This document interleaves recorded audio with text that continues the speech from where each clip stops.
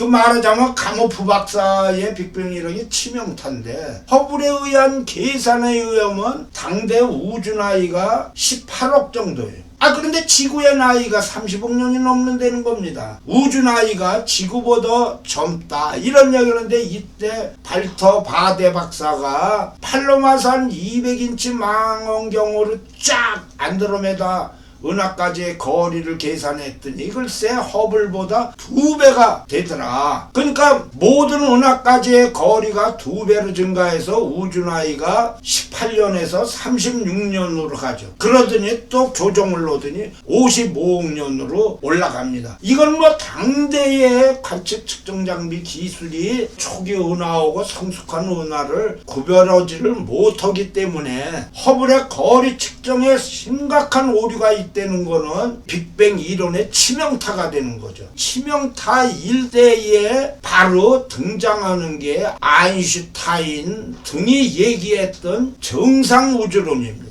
프레드 호일 박사, 아인슈타인, 그리고 헤르만 본디, 토마스 골드 박사 등이 이제 주장하는 정상 우주론은 영원한 우주를 주장을 해요. 요거는 빅뱅 우주론하고는 모두는 아니지만 반대죠. 그래갖고 호일 박사가 뭐 나이 문제들 이런 게 그 빅뱅에 이제 문제가 생기는데 여러 가지로 강력하게 가모프 박사하고 이제 그 전투를 벌이는데 우주 나이가 문제가 아니다 이거예요. 빅뱅 자체가 모순이 있다. 그래서 현 우주는 천문학적 관측보다 훨씬 오래되었으므로 항상 존재해왔고 앞으로도 그렇다는 거예요. 사실 호일 박사의 정상우주론에 장점이 있습니다. 정상우주론은 은하들이 광대한 영겁의 시간을 통해서 탄생을 하고 성숙하고 소멸하는데 그 파편에서 새로운 은하가 태어나 예전 것을 대체한다는 겁니다. 이것은 뭐냐면 대체한다는 자체가 우주 전체의 질량은 항상 균형을 이룬다는 뜻이죠. 당시에 관측되는 가장 오래된 은하도 큰 틀에서 새로 태어난 은하다 이거예요. 그거에 의하면 허블의 우주 팽창도 설명이 가능하다는 거예요. 우주가 팽창하면 시간이 감에 따라 우주의 밀도가 작아지지만 우주의 팽창으로 넓어진 공간에서 새로운 물질이 생성되면 우주는 항상 똑같은 상태를 유지하면서 변화하지 않는 우주 모델이 가능하다. 그래서 정상우주론에서도 우주 공간이 현재 모든 것에 풍선이 늘어나는 것처럼 그 비율로 늘어간다. 오케이입니다. 그리고 당연히 멀리 떨어져 있는 은하일수록 더 빨리 멀어진 데는 허블 법칙도 성립한다. 그런데 빅뱅하고 다른 거는 빅뱅은 우주가 계속 팽창하면서 그 모습이 계속 달라지고 또는 점점 작아지는데 이 정상우주론으로는 바로 이와 같은 빅뱅의 기본 조건, 즉 높은 밀도와 온도의 를 피할 수 있다는 거죠. 예를 들자면 빅뱅에 자랑하는 것이 순식간에 우주 부피가 10의 40승에서 10의 50승으로 늘어난다는데 이거 이해가 되느냐 뭐 이런 얘기입니다. 그래갖고 정상우주의 장점이 소위 완벽한 우주 원리다. 즉 우주는 공간적으로 균일하고 등방이며 시간적으로도 균일하다. 그러니까 시간이 제방향으로 흐르면서 은하가 생긴다는 뜻인데 이제 이거를 연속 창생 우주론이라고 해서 빅뱅이 아니더라도 지금 같은 팽창을 설명을 할 수 있다. 자, 지금까지의 정리를 하면 아주 간단해요. 당시까지 빅뱅 전까지는 정상도 상태 이론으로 해서 이것이 아인슈타인의 일반 상대성 이론을 정제를 해갖고 우주에 정의하는데 우주는 시간적으로 동일하고 우리와 다른 지역의 우주도 같다는 거고 지구인이 우주의 특별한 장소에 사는 건 아니다라는 겁니다. 우주가 수없이. 그런데 빅뱅 이론에는 우주가 팽창을 하는데 모든 은하는 서로 멀어지고 있고 우주가 뭐 이런 얘기입니다. 자, 이런 얘기하는데 아주 참 재미있는 얘기가 있는데 가모프가 1948년에 빅뱅 이론을 제기를 했어요. 1950년 그러니까 2년 후에 프레드 호일 박사가 이게 빅뱅 빅뱅 우주론이 그게 뻥이다, 이런 의미로 해갖고 자기 우주론과 대조되는 이미지를 부각시키기 위해 뻥이라는 단어를 사용을 했습니다. 이게 빅뱅입니다. 자, 그랬는데 좌우간 프레드 호일 박사가 이제 빅뱅이라는 걸 지었는데 1993년에 빅뱅보다 더 나은 국제 명칭 국제 공모를, 이거를 이제 칼 세이건 박사들이 이제 주관이 돼서 했더니 글쎄 전 세계에서 13,099개가 응모를 했는데 빅뱅보다 더 좋은 제목이 없다고 그래갖고 그냥 빅뱅으로 쓰기로 했다고 그럽니다. 가모프의 빅뱅이 1948년에 이제 등장을 해갖고 그야말로 세계적인 주목을 받았지만 대세로 자리를 잡지를 못했어요. 왜냐하면 아이디어는 그럴듯한데 빅뱅에 대한 것을 나름대로 이제 검증이 불가능한 거죠. 그랬는데 2차 세계대전이 종전이 돼갖고 레이더 기술이 급속히 발전을 해갖고 우주 관측 등에 이제 활용을 하는데 이때의 우주의 강한 전파를 방출하는 은하들이 있다는 사실을 발견을 했어요. 이때 마틴 라일 박사가 1961년에 약 5,000개의 전파 은하 목록을 작성을 해갖고 과거와 현재 우주가 똑같다고 주장하는 호일 박사의 정상 우주 모델에 문제가 있다, 이런 얘기를 한 겁니다. 그런 다음에 1963년에는 마틴 슈미트 박사가 라일 박사의 이 전파 은하 목록을 갖다가 쭉 다시 스펙트럼으로 분석을 했는데 24억 광년 거리에 퀘이사가 있다는 걸 확인했어요. 근데 퀘이사는 초기 은하의 핵으로 알려져 있는데 글쎄 멀리 은하일수록 퀘이사가 더 많다는 거를 이제 발견했다는 거죠. 이건 뭐냐면 초기 우주가 현재 우주와 매우 달랐다는 것을 얘기를 하는 거죠. 정상 상태 우주론에 의하면 초기의 우주나 지금의 우주가 같은 모습을 해야 되는데 이랬는데 퀘이사가 글쎄 딴지를 걸은 겁니다. 이거에 의해서 많은 학자들이 정상 우주론에서 빅뱅 모델을 이제 지지하기 시작을 한 거죠. 이 과정에서 1964년에 벨 연구소의 아르노 펜지아스 박사와 윌슨 박사 등이 이 당시에 세계 최초의 통신위성 델스타의 수신기를 개발하고 있었는데 우측에 있는 나팔 모양의 이제 전파 안테나입니다. 이걸 갖고 연구를 이렇게 쭉 하는데 아주 이상한 전파 잡음이 나오더라는 거예요. 이게 그냥 하늘 전역에서 들어오는데 보니까 온도가 3.5 플러스 마이너스 1K, 이게 바로 우주 배경 복사로 해서 빅뱅이 나올 때 시작된 거다. 펜지아스 박사에 의해서 우주 배경 복사가 이제 측정이 되니까 빅뱅의 결정적인 증거가 됩니다. 그랬는데 그 다음에 조금 있다가 그 제임스 피블스 박사가 가벼운 원소 수소와 헬륨 빅뱅이 일어나면서 합성이 된다, 이걸 갖다가 그냥 정확한 양으로 계산했더니 글쎄 관측 결과에도 잘 부합된다는 겁니다. 이게 합해서 정상 우주론에 그냥 치명타를 했는데 가모프 박사가 위트가 있는 사람이에요. 안 그래도 우주 기원을 연구하기가 힘드는데 호일이라는 골칫거리를 그냥 단칼에 잘랐다. 자, 이래갖고 펜지아스 박사가 1978년에 노벨 물리학상을 받는데 바로 우주 배경 복사를 받습니다. 우주의 탄생에 대해서 계산한 피플스 박사가 무려 50년 후인 2019년에 노벨 물리학상을 받습니다. 이게 빅뱅 이후 우주 초기의 흔적을 해석할 수 있는 이론적 도구와 계산 방법을 제시했다고 그래갖고 피플스 박사가 받았는데, 여기에서 1967년에 노벨 물리학상을 베테가 받았는데, 이때 베테는 여기에서 가모프 박사가 엘퍼그한테도 얘기를 하고 그냥 이름을 넣어줬어요. 그런데 원래 베테 박사가 유명한 사람이긴 했는데 글쎄 1967년에 이번에 노벨상을 혼자 받는 거예요. 카모프도 못 받고 엘포도 못 받고요. 이게 이제 여러 가지 이유로 해갖고 노벨 물리학상의 미스터리 중에 미스터리라고 그러고 있는데, 뭐 심지어는 카모프 박사가 무지하게 술을 잘 마신답니다. 그래갖고 술을 잘 마셔갖고 노벨위원회 갖고 삐져갖고 카모프 박사를 빼고 베테 박사를 그 논문으로 갖고 오는데 베테 박사를 노벨상을 줬다는 거예요.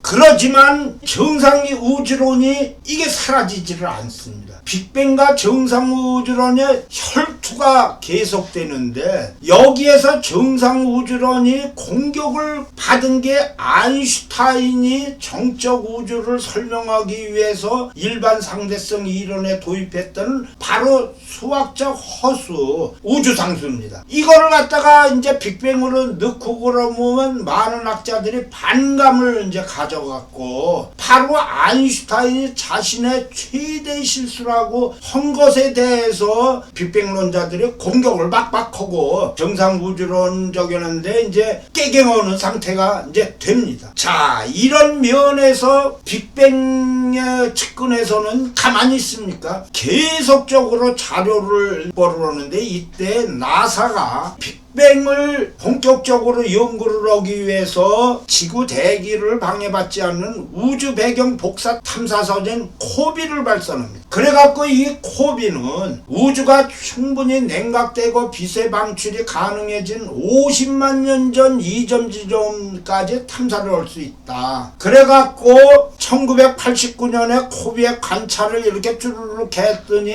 우주 배경 복사가 등방성이고 온도가 3K고 예상된 흑체 스펙트럼과도 일치한다. 그래갖고 1999년 코비 위성이 조합한 우주 지도를 만들었는데, 이 지도에 의하면 빅뱅 이후 식어가는 가스에서 형성된 물질이 무리를 이루고 그 과정에서 별로 가득 찬 은하가 탄생을 한다.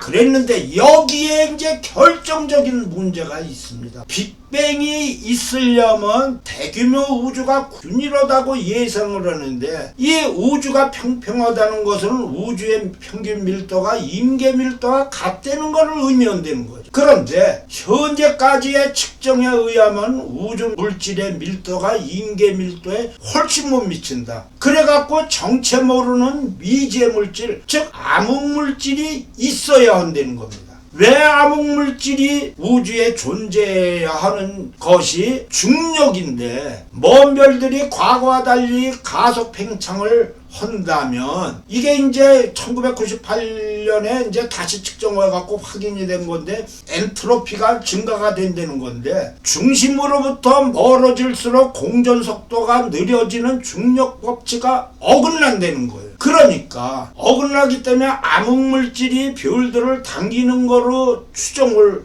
해서, 이거는 간단합니다. 중력의 영향을 받아 수축되는 물질보다 중력을 이겨내며 우주를 밀쳐내는 에너지가 훨씬 크므로 우주의 팽창 속도가 점점 늘어난다는 것인데, 이거는 중력에 반발하는 청력이 있다는 겁니다. 그런데 이게 바로 아인슈타인이 도입한 우주상수를 의미하는 거죠.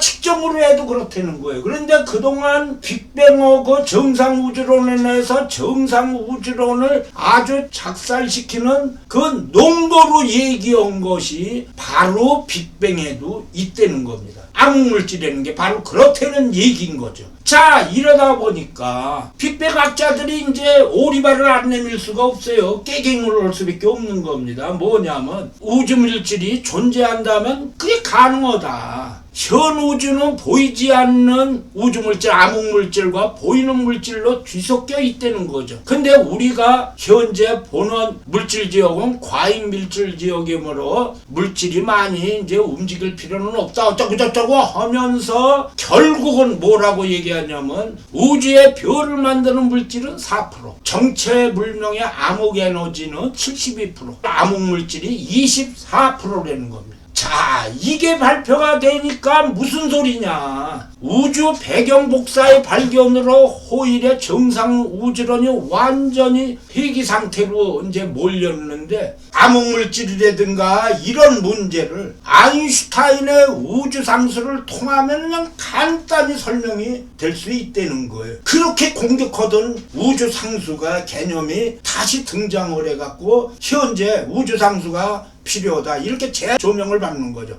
이러니까 호일 박사가 가만히 있습니까? 자신의 이론에도 문제가 있는 건 알겠다. 그러나 빅뱅이나 정상우주론이나 문제 있는 건 마찬가지인데, 니네들이 막 우리를 공격하는 걸 아니면 니들은 안 되는 거 아니냐, 이제 이렇게 호일 박사가 얘기를 한 겁니다. 그러다가 보니까 빅뱅론자들이 아주 궁색한 변명을 하는 겁니다. 빅뱅은 초기 우주를 설명하는 것이다. 그래서 우주가 진화하면서 뒤늦게 발달한 구조는 빅뱅에다 붙이지 말라, 이제 이런 소리 했더니 이게 뭐 꼼수나 마찬가지죠. 이런 얘기를 하는데 그야말로 놀라운 발표가 빅뱅론자에서 등장합니다. 이게 바로 인플레이션 이론의 등장입니다. 1979년에 코넬 대학의 알란 구스 박사가 빅뱅에 이렇게 큰 문제들은 그냥 가서 이전 투구하고 치고받고 하고 있는데, 빅뱅 모형의 문제점을 제거하는 방법을 발표하는데, 요게 좀 헷갈리긴 하지만 하여튼 대폭발 후 약 10의 마이너스 35초 1초가 안 되는 거야. 그런 때 우주가 관핵음각 상태로 진입하면 팽창 문제 등을 해결할 수 있다. 이 상태를 소위 가짜 진공으로 표현을 하는데, 우주가 가짜 진공에서 현재 진공 상태로 옮겼다는 겁니다. 그래갖고 급격히 팽창률이 우주가 변했는데, 글쎄 10의 마이너스 35에서 마이너스 33초니까 1초도 안 되는 거죠. 이렇게 지속했다고 그래갖고 그냥 세계를 깜짝 놀라게 한 겁니다. 그런데 이게 인플레이션 이론이 좀 이해하기가 어려운 게, 조그만 핀머리가 축구공만한 크기로 변하는 것에는 뭐 이해가 좀 되는데, 글쎄 우주의 부피가 그 짧은 1초 뭐 이러는 순간에 글쎄 10의 40에서 10의 50배로 증가한다는 거예요. 그래갖고 우주가 이때 이 아래 사진처럼 뻥 터져갖고 일단 된 다음에 매우 완만하게 증가하면서 현재까지 지속되고 있다. 그런데 인플레이션 이론의 매력이 있어요. 우선 우주의 평평한 문제점을 해결할 수 있죠. 인플레이션이 일어날 때 공간의 팽창 속도는 아인슈타인의 광속 불변의 법칙에 제한을 받지를 않아요. 인플레이션에 의한 팽창은 빛의 속도를 훨씬 높아도 그 자체가 우주 팽창의 공간 자체를 뻗어나가는 거라 그렇다. 그 다음에 팽창의 현상이 곡선이 평평하게 퍼지는 그런 모습이다. 즉 이제 100원짜리 동전이 지구만큼 커졌을 때는 이제 동전의 테두리가 수평선과 같은 직선으로 보이는데, 우주의 지평선 문제를 수월하게 이제 설명을 할 수 있다는 거죠. 이게 뭐냐면 현재 관측되는 우주가 우주 지평선 이내의 영역을 해당되기 때문에 인플레이션으로 하면 매끄럽게 설명을 할 수 있다는 겁니다. 그러면 여기에서 아주 중요한 얘기가 나오는데, 오늘날 여러 천체를 탄생시킨 씨앗을 자연스럽게 연상을 시킬 수가 있다는 거예요. 이게 무슨 소리냐면, 인플레이션 이론에 따르면 대폭발 직후 찰나의 짧은 시간 동안 공간이 10에서 30배, 40배, 50배로 이렇게 급격히 팽창을 하면서 물질이 만들어지는데, 그 팽창 때 생긴 미세한 밀도의 차이가 중력으로 점차 커지면서 별과 은하계와 같은 거대한 우주 구조가 형성됐다. 이런 얘기를 아주 말끔하게 얘기하는데, 여기에서도 또 하나는 인플레이션을 어떻게 부드럽게 끝내느냐. 펜실베이니아 대학의 폴 스타인하르트 박사가 해결책을 제시했어요. 그러니까 가짜 진공의 주변의 경계 모양이 약간 변하면 인플레이션이 부드럽게 끝날 수 있다. 이것을 이제 신인플레이션 이론이라고 그러는데, 이것으로 해서 대폭발 이론의 문제점을 상당 부분 제거를 할 수 있었다는 거죠. 그랬는데 인플레이션이고 신인플레이션으로 해갖고 부드럽게 나가는 데에 빅뱅의 문제점이 발견이 됩니다. 1970년대 중반에 말하자면 인플레이션 이론이 등장하기 바로 전인데 스티븐 그레고리 박사가 우주에서 이상한 구조를 발견한 거예요. 은하 집단들의 우주 공간에 1억 광년이나 뻘쳐있는 사슬 모양의 구조, 즉 은하가 하나도 없는 빈 공간이, 어마어마한 빈 공간이 발견된다는 거예요. 그런데 거기에다가 1989년에는 길이가 5, 너비가 2요. 약 1,500만 년 광년 두께의 은하가 만리장성이 그냥 때로 있다는 겁니다. 은하에 이렇게 빈 공간이 있다는 거는 빅뱅이 아주 치명상이 되는 거죠. 이게 이제 천체를 탐사를 해갖고 그래서 이제 발견한 겁니다. 그 다음에도 계속 나옵니다. 초기 우주가 현재 물리법칙에 따르지 않는다는 거예요. 대폭발 이후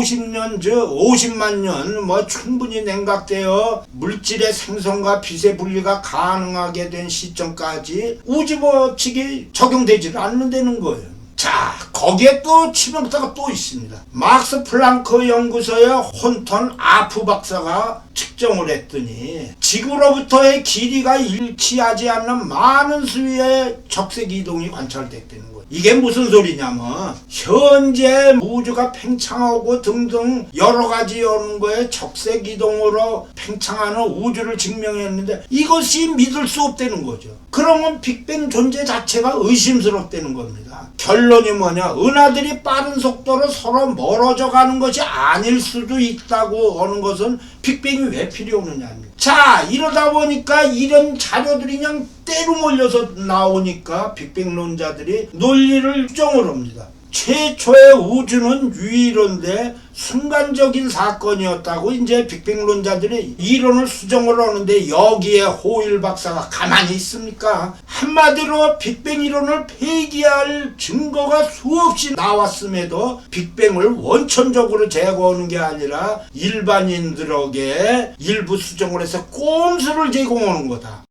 거기에다가 일반 사람도 질문하는 게 있죠. 인플레이션에서 팽창 이론을 검증할 수가 없다 이거예요. 그 수학으로 보면 인플레이션 자체는 매력적인데 핏머리가 글쎄 한순간에 10의 50승에서 10의 40승으로 팽창한다는 게 이게 우주에서 어떻게 가능하냐 이거죠. 자, 그리고 인플레이션이 있다 그러면 상식적으로 많은 별개의 거품이 생겨나야 된다는 거예요. 그런데 이런 게 발견되지 않는다는 겁니다. 그랬더니 안드레이 린데 박사가 현재 우리가 알고 있는 현 우주는 그 영역 중에서 1000억분의 1에 불과하다는 거예요. 그래서 거품벽을 지금 인간들이 발견하지 못하는 거는 너무 멀리 있어서 알지 못한다는 겁니다. 여기에 아주 결정적인 또 치명타가 빅뱅에 또 생깁니다. 빅뱅론자들이 오만화되는 거예요. 1992년에 존 보슬로우 박사가 빅뱅론자들이 빅뱅에 반대하는 증거들이 수없이 나오는데도 불구하고 은폐하고 꼼수만다는 데만 급급한다. 1979년 노벨상 수상자인 셀던 그레셔 박사가 여기에 합류를 했어요. 빅뱅론자들이 물리학을 마치 종교처럼 이렇게 만들고 있다.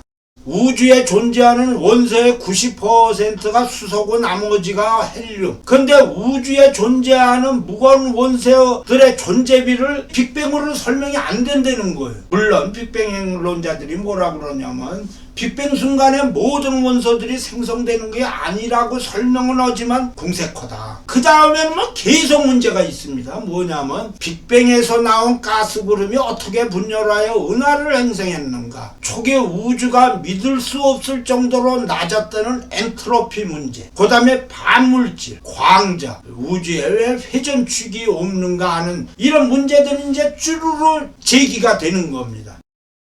호일 박사도 자기의 이제 이렇게 수많은 거를 적으려니까 정상이론은 이렇게 해서 준정상이론으로 모디파이어입니다. 물질의 생성 우주 공간에서 모든 곳에서 서서히 일어나지 않고 중력이 매우 강한 곳에서는 급격한 공간 팽창이 폭발적으로 일어난다. 그래 갖고 호일 박사도 빅뱅의 급팽창은 아니지만 이미 존재하고 있는 우주 공간에서 작은 빅뱅은 일어날 수가 있다는 거. 또 산발적으로 일어나고 있다. 그래 갖고 작은 빅뱅이 일어날 때마다 물질과 공간이 창조되는 짧은 시기와 자유롭게 팽창하는 긴 시기로 우주 공간이 조금씩 진동하면서 팽창한다. 이런다 그러면 우주 배경 복사와 물질의 원소 비율 또 설명해주고 빅뱅 이론에서 필요로 하는 보통 물질 외에 존재하는 암흑 물질의 문제도 제거한다. 이거 아인슈타인의 우주 상수는 예전서부터 한 얘기대로 하면 된다는 겁니다. 자, 이런 여러 가지의 문제점 제기에도 많은 학자들이 빅뱅 이론을 선호하는 이유가 있습니다. 그건 뭐냐면 우주의 과거를 예측할 수 있다는 거거든요. 빅뱅 이론으로 태초의 우주에서의 온도와 밀도를 예측할 수 있다. 그런데 여기서 물리학자들도 아주 통쾌한 게 있다는 거예요. 뭐냐면 빅뱅으로 아인슈타인의 일반 상대성 이론을 무너뜨릴 수 있다는 데에 통쾌하다는 겁니다. 즉 우주가 너무 작아서 양자 효과가 중요해지면 일반 상대성 이론보다 양자 우주론을 요구한다. 그러니까 아인슈타인 박사 조금 옆으로 밀리셔 이런 얘기입니다. 물론 아직 양자화된 일반 상대성 이론이 등장도 못했죠. 그래서 스티븐 호킹 박사가 뭐라고 그랬느냐. 인간이 우주 전체를 거의 이해하는 단계에 와 있으므로 시간이 해결해 준다. 그래서 현재 빅뱅이 우주론의 대세로 설명이 됩니다. 그러나 신중하게 얘기를 하죠.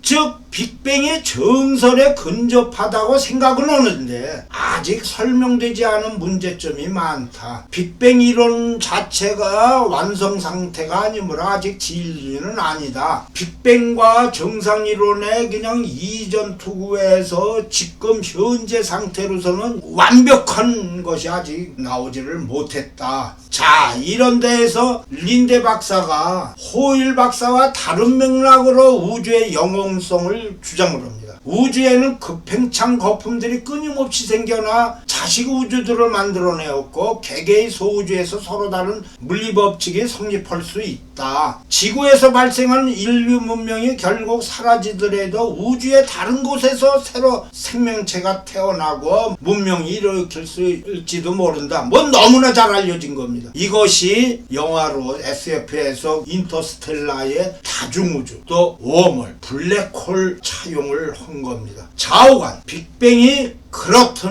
아니든 문제가 있든 아니든 빅뱅 찾기 운동을 계속하고 있습니다. 그래갖고 아래 사진이 100억 년 떨어진 은하의 사진입니다. 그러니까 100억 년 전에 은하가 보인다는 건데 뭐 잘 아시겠지만 태양까지의 8분인데 이건 100억 년이거든. 지금 현재로서는 100억 년 후에 그 고자리에 어떻게 됐는지는 물론 알지를 못합니다. 그러면 저거를 어떻게 100억 년이 된 거를 어떻게 아느냐. 요거는 빅뱅 초기의 우주는 수소하고 헬륨가스로 충만해갖고 그 다음에 이제 시간이 지나면서 중력으로 가스가 모여갖고 첫 세대의 별을 형성을 했다. 그러기 때문에 우주 초기의 별은 수소가스와 헬륨가스의 가벼운 원소들로만 이루어졌다는데 100억 년 된 적에서 발견된 것이 철 성분을 비롯한 금속 성분이 없다는 거예요. 이런 얘기인데 이게 또 빅뱅 찍고 생긴 1세대 별이 잔해에서 만들어진 걸로 이렇게 하는데 저 밑에 자리에서 저렇다고 보고 있지만 이번에 발사하는 제임스 웹 망원경으로는 뭐 찾아질 수 있다.